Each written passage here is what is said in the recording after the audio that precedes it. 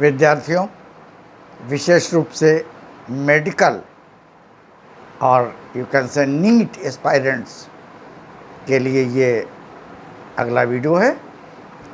Question answer form में, MCQ form में, और इसका जो टॉपिक है वो है इम्पॉर्टेंट प्लांट न्यूट्रिएंट्स। ठीक है, समझ रहे हैं आप लोग? बहुत से न्यूट्रिएंट्स प्लांट्स के लिए इम्पॉर्टेंट होते हैं। बगैर न्यूट्रिएंट्स के, प्रॉपर न्यूट्रिएंट्स के प्लांट प्रॉपर ग्रोथ नहीं कर पाते हैं, इसलिए रिक्वायर्ड अमाउंट में न्यूट्रिएंट्स का होना अनिवार्य है। तो इस वीडियो को मैं प्रारंभ कर रहा हूँ। थोड़े से सवाल हैं इसमें। पहला क्वेश्चन है कि कौन सा वैज्ञानिक था जिसने ये डिमॉन्स्ट्रेट किया कि न्यूट्रिएंट्स की पर्याप्त मात्रा पौधों की अच्छी ग्रोथ के लिए अनिवार्य है? तो ये साइंटिस्ट थे जूलियस सॉक्स। प्रोनाउंसिएशन थोड़ा हो सकता है। ये जर्मन के साइंटिस्ट थे और इन्होंने 1860 में ये डिमॉन्स्ट्रेट किया था कि प्लांट की प्रॉपर ग्रोथ के लिए न्यूट्रिएंट्स अनिवार्य हैं, different type. Now next question is, उस टेक्निक को क्या कहा जाता है जिसमें सॉइल के बगैर ओनली वाटर की प्रेजेंस और मिनरल्स की प्रेजेंस में प्लांट को ग्रो करवाते हैं? मिनरल्स होते हैं और वाटर होता है, सॉइल नहीं होता। और यू कैन से कि विदाउट सॉइल जो प्लांट ग्रोथ होती है वो टेक्निक क्या कहलाती है? एग्जाम्स में पूछा गया था। तो ये टेक्निक कहलाती है हाइड्रोपोनिक्स। ठीक है। और अगला क्वेश्चन है आपका कि कार्बन और हाइड्रोजन दोनों मैक्रो न्यूट्रिएंट्स हैं, पौधों के लिए अनिवार्य हैं। इन दोनों मैक्रो न्यूट्रिएंट्स को पौधे कहाँ कहाँ से या किस किस से प्राप्त करते हैं? तो इन्हें क्रमशः कार्बन डाइऑक्साइड और वाटर H2O से पौधे प्राप्त करते हैं। नेक्स्ट क्वेश्चन है, प्लांट में एनर्जी से संबंधित रिलेटेड इसेंशियल एलिमेंट्स कौन कौन से होते हैं? वो एलिमेंट्स या उन एलिमेंट्स का क्या नाम है जिनका संबंध प्लांट में एनर्जी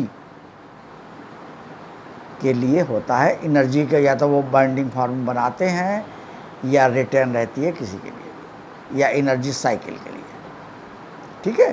तो ये दो न्यूट्रिएंट्स हैं जो कि मस्ट हैं, एलिमेंट्स हैं जो कि मस्ट है प्लांट्स में एनर्जी रिलेटेड साइकिल्स के लिए, चक्र के लिए।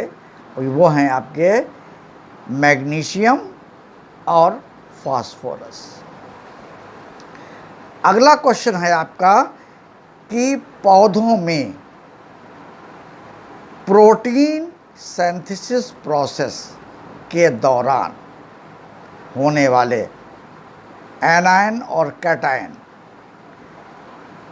बैलेंस के लिए, एनायन और कैटायन बैलेंस के लिए जो कि प्रोटीन सिंथेसिस के दौरान होता है, उसके लिए कौन सा मिनरल, एलिमेंट या न्यूट्रिएंट, कुछ भी कह लीजिए आप, इम्पॉर्टेंट है, मस्ट होता है? देखिए आप लोग इसको, और वो है, आंसर है पोटेशियम। नाउ नेक्स्ट है कि पौधे में रेस्पायरेशन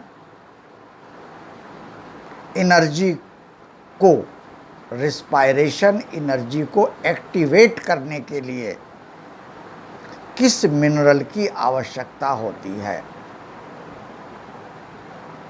एक्टिवेट करने के लिए?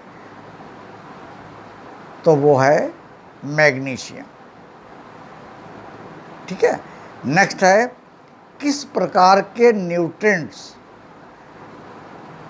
की मॉडरेट, किस प्रकार की या कौन से न्यूट्रिएंट्स की मॉडरेट इंक्रीज अगर हो जाए, बढ़ जाए, मॉडरेट, ज़्यादा नहीं, सिर्फ मॉडरेट इंक्रीज बढ़ जाए, तो वो पौधे के लिए नुकसानदायक, हार्मफुल, हानिकारक होती है।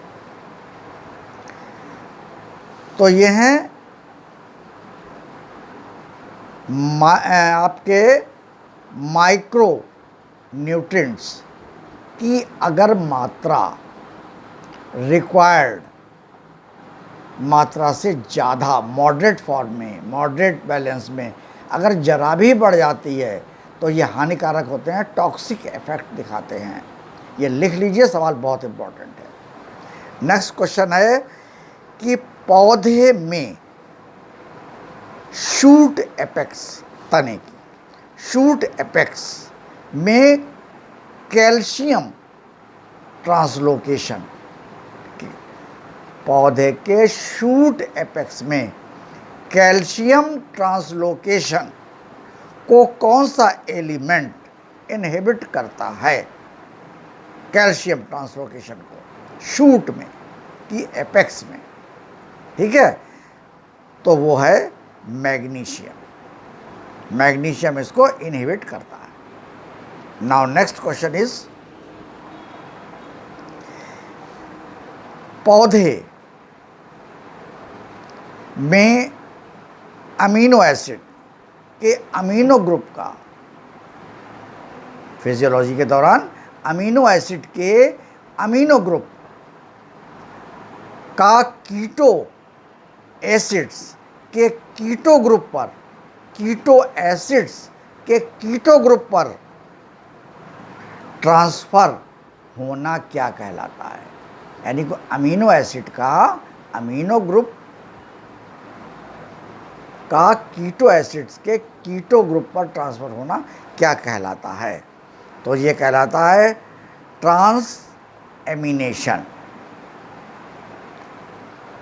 अमीनो ग्रुप का कीटो ग्रुप, कीटो एसिड के कीटो ग्रुप पर ट्रांसफर होना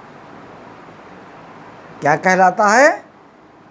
ट्रांस एमिनेशन। ध्यान से पढ़िएगा इसको, अपनी किताबें बहुत डीपली एनालिटिकली पढ़िएगा। बायोलॉजी बहुत कठिन आती है, मेडिकल या बायो रिलेटेड किसी भी एग्ज़ाम में इतनी सरल नहीं है जितनी लोग समझते हैं, स्पेशली नॉन बायोलॉजी वाले। और एक क्वेश्चन, लास्ट क्वेश्चन और है कि एलुमिनस एक नॉन लेग्यूमिनस प्लांट है, वो लेग्यूम नहीं है, फलीदार पौधा नहीं है। कौन सा? एल्यूनस, ALNUS। ये एक प्लांट है जो कि फलीदार नहीं है। आप लोगों को मालूम होगा कि फलीदार पौधे में ही नाइट्रोजन फिक्सेशन के लिए नोड्यूल्स उसकी रूट में पाई जाती हैं, लेकिन इस पौधे की रूट्स पर नाइट्रोजन फिक्सिंग नोड्यूल्स होती हैं। और इसके लिए प्रश्न ये पूछा गया था, कौन सा माइक्रोब इन नोड्यूल्स को प्रोड्यूस करता है, इन नाइट्रोजन फिक्सेशन नोड्यूल्स को कौन सा माइक्रोब प्रोड्यूस करता है इनकी रूट्स पर? ये नॉन ल्यूमिनस प्लांट है। तो ये है आपका, ये माइक्रोब होता है फ्रैंकिया, FRANKIA, फ्रैंकिया नाम का माइक्रोब जो होता है वो इस नॉन ल्यूमिनस प्लांट पर नाइट्रोजन फिक्सेसिंग नोड्यूल को प्रोड्यूस करता है, उत्पन्न करता है, जबकि होना नहीं चाहिए as per rule, as per studies. ठीक है, तो ये एक एनामोलस करेक्टर है, इसको आप लोग ध्यान रखिए, क्योंकि इसी तरीके का सवाल एग्ज़ाम्स में पूछे जाते हैं। इनको आप लिख लीजिएगा, for neat and other bio related competitive exams. Like, share and new watch वाले इसको सब्सक्राइब कर लें ताकि सारे वीडियो उनके पास पहुंचते रहें। ठीक है, थैंक यू।